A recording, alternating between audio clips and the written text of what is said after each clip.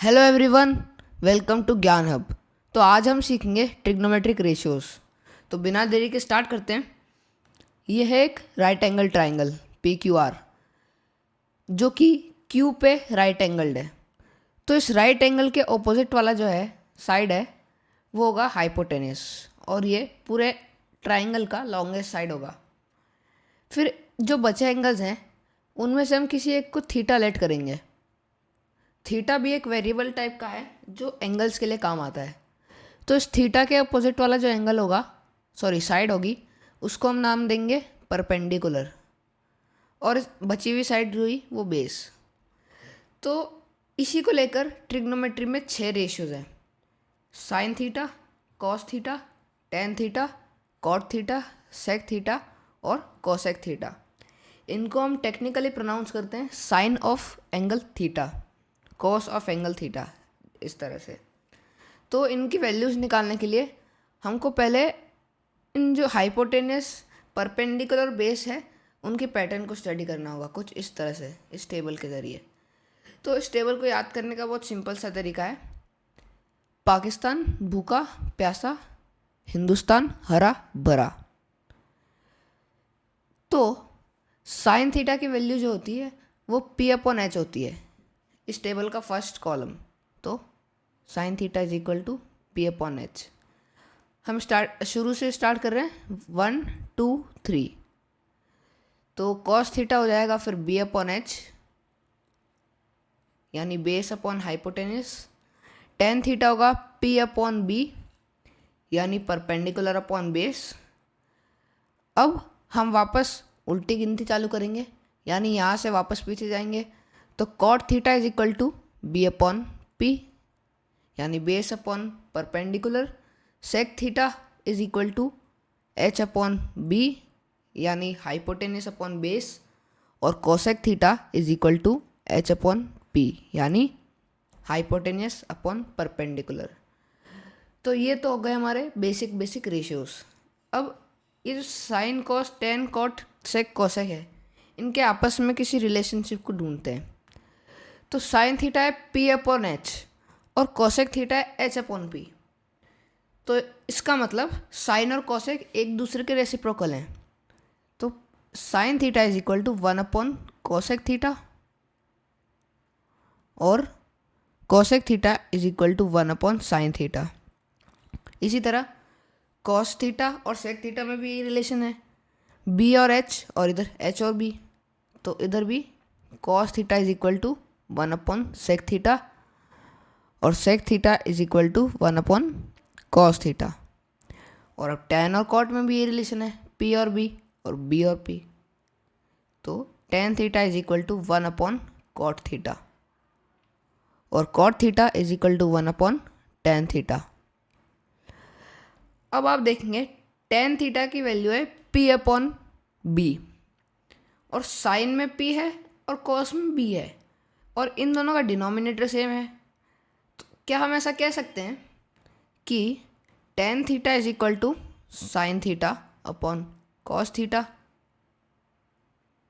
Similarly cot theta जो है वो टेन थीटा का रेसिप्रोकल है। तो हम ऐसा भी कह सकते हैं कि cot theta is equal to cos theta upon sine theta. तो ये है मेन रेशियोस और रिलेशनशिप आपस में इन ट्रिग्नोमेट्रिक रेशियोस के।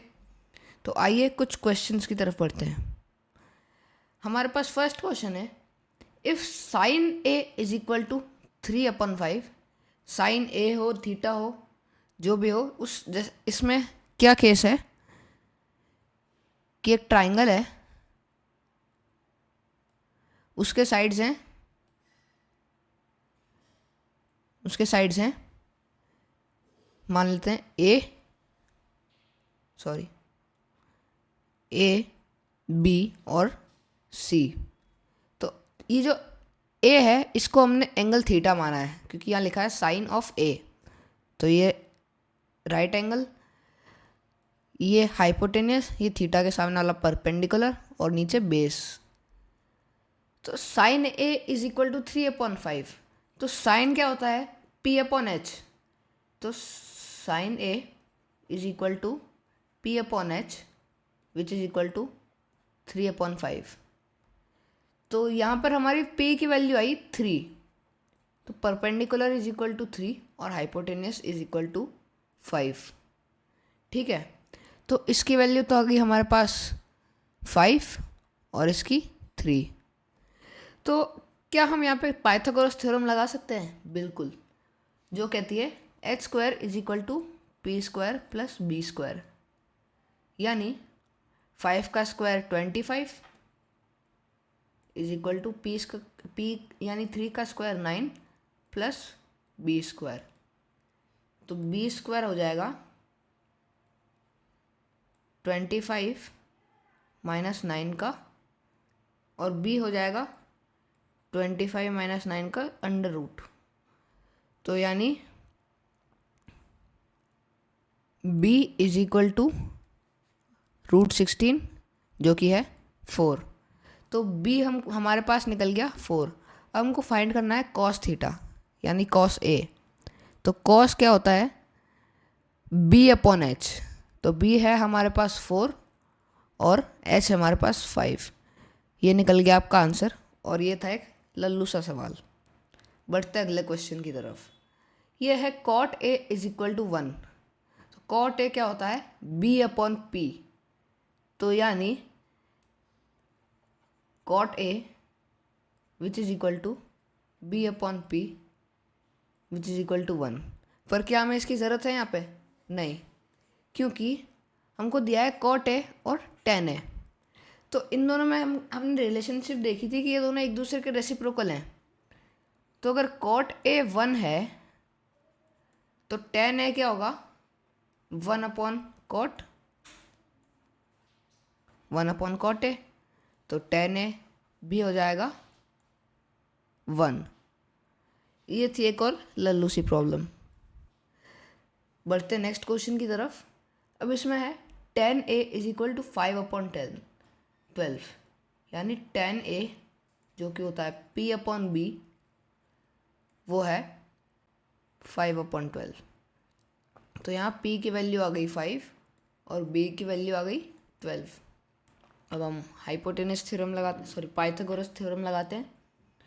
हमको निकालना h² which is equal to 25 5 का स्क्वायर प्लस 144, जो कि होता है 169।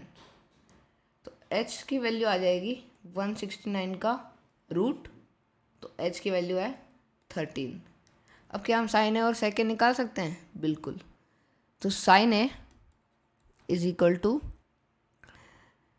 p अपॉन h, जो कि है p हमारा 5 और h है 13, और सेक ए मतलब h अपॉन b जो कि है 13/12।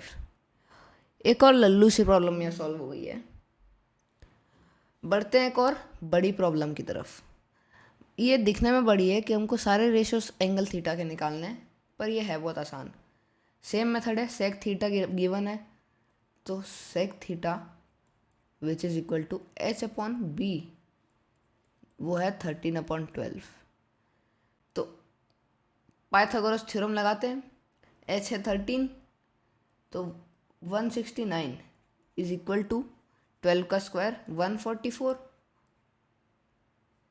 प्लस b का स्क्वायर, p का स्क्वायर है हमारा, p का स्क्वायर निकालना है हमको। तो p का square is equal to 169 minus 144 जो कि है 25, और p की वैल्यू आएगी √25 जो कि है 5। बाकी सारे रेशियोज की वैल्यूज निकालना बहुत आसान है। सेक थीटा गिवन है तो sine theta which is equal to p upon h जो कि है p हमारा 5 और h 13। बिल्कुल आसान। इसी के साथ cos थीटा जो कि है b अपॉन h, b है 12 तो 12/13। tan theta p upon b P है 5 और B है 12, तो 5/12 और बचा cot थीटा जो कि है B/P, जो हो जाएगा 10 का उल्टा यानी 12/5 और कोसेक थीटा लास्ट वो हो जाएगा साइन का उल्टा यानी H/P जो कि है 13/5। तो इसी के साथ हमारी वीडियो समाप्त होती है। उम्मीद है आपको बहुत मज़ा आया होगा। Thank you very much.